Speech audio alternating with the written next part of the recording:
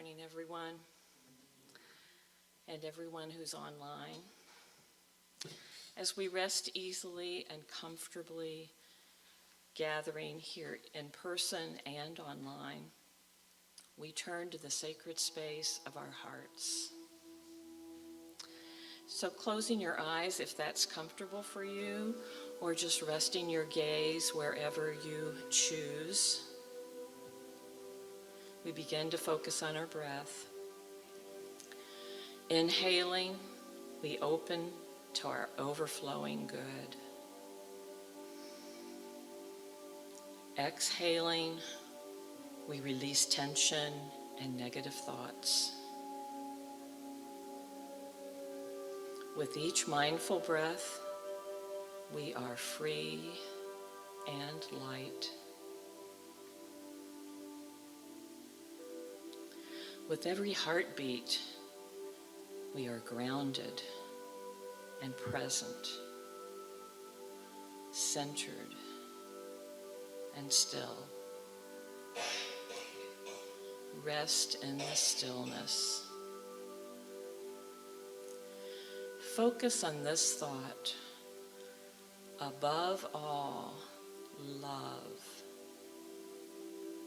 Above all, love. We know that love is the truest expression of divinity. God is love. As spiritual beings, love is our natural essence. Let's rest in that assurance. Love is our power, our inner compass, and our guiding light. We open our hearts to the endless flow of love that springs from within, connecting us to all that is sacred and true.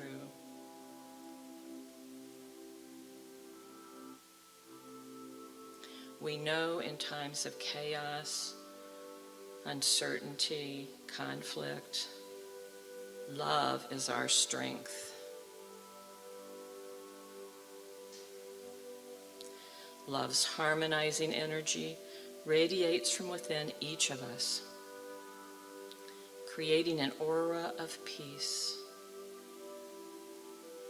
We choose to radiate love into the world as we go into the silence.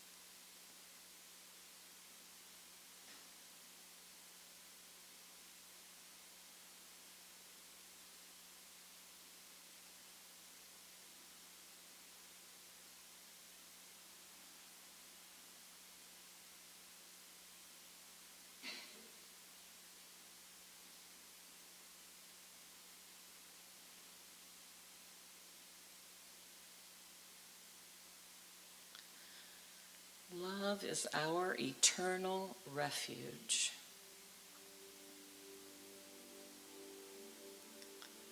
Undaunted by discord, we move and act in love. Through loving eyes, we see beneath the surface.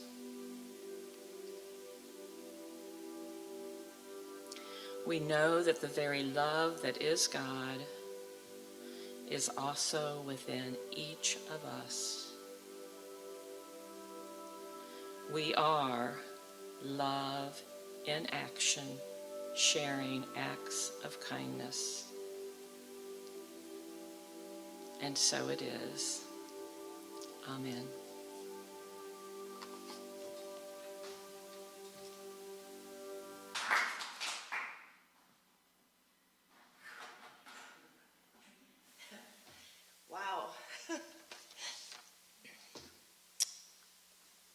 Thank you for that gift. Yeah, I thought I knew what I was doing, but you got me. What a perfect and beautiful way to begin this conversation. Because it is amazing. I'm so sorry. That really got me. What an amazing way to start to talk about the work we do at DAIS and the impact it has on lives. As soon as I stop wailing, yeah, sure. I didn't think you wanted to hear me sniffle exactly, but thank you. I'm just going to have to take a second to collect myself because that really did hit me. It is amazing because the people that we deal with at DAIS were domestic abuse intervention services. I never should take for granted that people know who I'm talking about and what we do. We work with survivors of domestic violence on a number of different levels, everywhere from providing the only shelter here in Dane County to services that help them to move beyond, to have love win, to go somewhere else with their lives. And I'm here today to give you a little bit of an update of where we were since I got to see you, some of you probably online again last July from that time, and to talk a little bit about the impact of faith on the people that we serve. Last July, when I was here, at the end of that month, we learned that it was the single busiest month that our helpline ever had for calls into our services. It will take years to unravel the impacts of the pandemic on all of us, but certainly we correlate the number of first-time calls to the first time that people really felt safe to pick up a telephone and to call us. One of the statistics that we hate to share but always need to share is who we actually serve. In our shelter last year, 58% of our residents were minor children. Our legal advocacy program last year served a record number of 828 clients, with an increase of 12%. And just to break that down, that's 2.25 people every day of the year. Every Monday through Sunday, every holiday, every Sadie Hawkins Day, every Arbor Day, every Christmas. 2.25 people were served in legal advocacy. We did some good hard work last year. Our organization went through a long-needed strategic thinking process to guide us over the next 5 years. Just in terms of logistics and mechanics, we finally redesigned a website that was about 7 years old.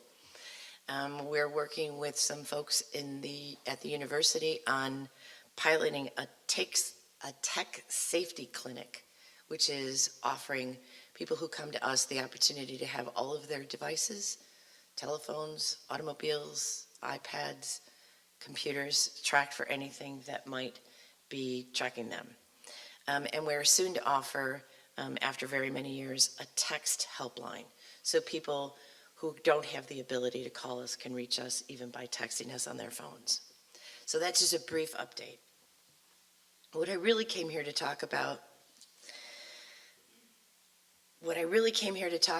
is how what you do at Unity has that intersectionality with what we do. And in order to really be able to talk about that, I sat down with a survivor that we've served in the last 2 years. For our purposes today, I'll call her Anne. Anne was a victim of domestic violence herself, but it began when she witnessed the homicide of her own mother in December of 1989 when she was 17 years old. She's experienced 2 domestic violence relationships in her own life. She sees it in the relationship her son shares with his partner, and her daughter has also been a resident in our shelter. The thing that is so amazing about her is her faith. It comes out in everything she does and every word she says. And I thought, who better to help me talk about moving beyond that, seeing how far she's come, seeing that love does will out. I talked to her about the 5 basic ideas that make up the Unity belief system, and I wanted to ask her, how that made sense, how it resonated, if it did, and how she did all of how she has come through things. I talked to her about your first basic idea that God is the source and creator of everything, all good, everywhere present. This is the only presence and power expressing the universe as the universe and my life. I said, Ann, what do you think about that? And she said, that man above is my best friend. I said, how do you come through all of that? And she said, I give it to God. Her expression was, I take Jesus out of my pocket. That she carries that idea and that love in her heart, and she carries it in her pocket, and when she needs it, she takes it out. I talked to her about how human beings are the expression of God, that spirituality is our true nature, and how do you interpret that, having been through the things you've been through, having seen the things you've seen. And the first thing she said to me is the first 4 letters of testimony are test. She said, it's not supposed to be easy. She said, it's about understanding people as humans, as fallible, and of deserving of forgiveness. She said, the first thing I had to do to pull my own life together was to forgive the man who killed my mother. He's alive still. He resides in Mendota Mental Health Facility, and she visits him. She said, I know that in order to carry my life forward and to do anything good with it, I had to forgive him. And then I knew after I was able to do that, I had to turn around to my own children and ask their forgiveness for what I had brought them into and for what they had seen by living with me. I sure hope I have the second page of this. Did I leave it there? I might have. I got all nervous. The song got me. May I? Thank you. I thought it was well prepared. She said the next piece of this was asking myself for forgiveness. As Jennifer might be able to attest to in her work with survivors of domestic violence, there's a great deal of owning what has happened in their lives. Anne said to me, in all of my life, there's always been free will. These are choices I made, that I have to accept some accountability, even when indeed she was the victim. I talked to her about your belief of, number 3, our thoughts and feelings have the power to create our experience in life, which I completely agree with personally. She said, I make the choice every day to be better rather than bitter. She said, I am not what I have been through. I am not my past. And I think those are very strong and powerful words. I still can't get my breath back. I'm still completely rattled by that song because I wish I could just take that back to shelter today and play that for everyone. When we talked about that ability to create your own experience of life, that your thoughts and feelings have power over that, she looked me right in the eye and she said, I choose to continue to be kind. She said, you shut the devil up when you do that. We talked a little bit about how prayer and meditation keeps you connected to the source of all energy. And she said, you know, God moves mountains, Mare. She said, you need to speak the light into yourself. She said, it's not easy. You have to do the work. And then she said quite clearly, with no equivocation, faith is the key to healing from domestic violence. We talked a little bit about it's not enough of knowing your spiritual principles, that you have to live the truth. And again, she went back to accountability.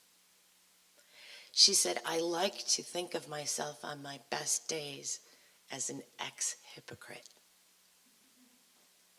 She said, I like to think that I let him be in my way.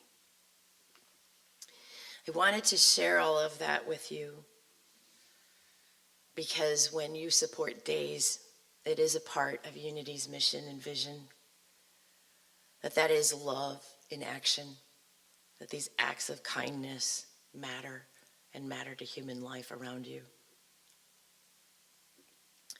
It is also part of the success, and I want to share with all of you that you are very much a part of that success. I'm going to share with you a little piece of video that we did for a luncheon that we had some months ago. And these are survivors that are telling that story. You are part of that story. It is about healing and moving through and beyond. It is about seeing that light and that hope. And I wish I had known about that song because it certainly would have been the theme to the video. Is it Martin? Martin, can we play the video? I'm going to stand down and get out of the way for this.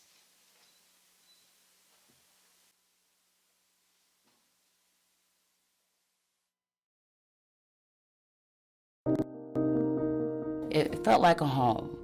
It was a home, more like a family here.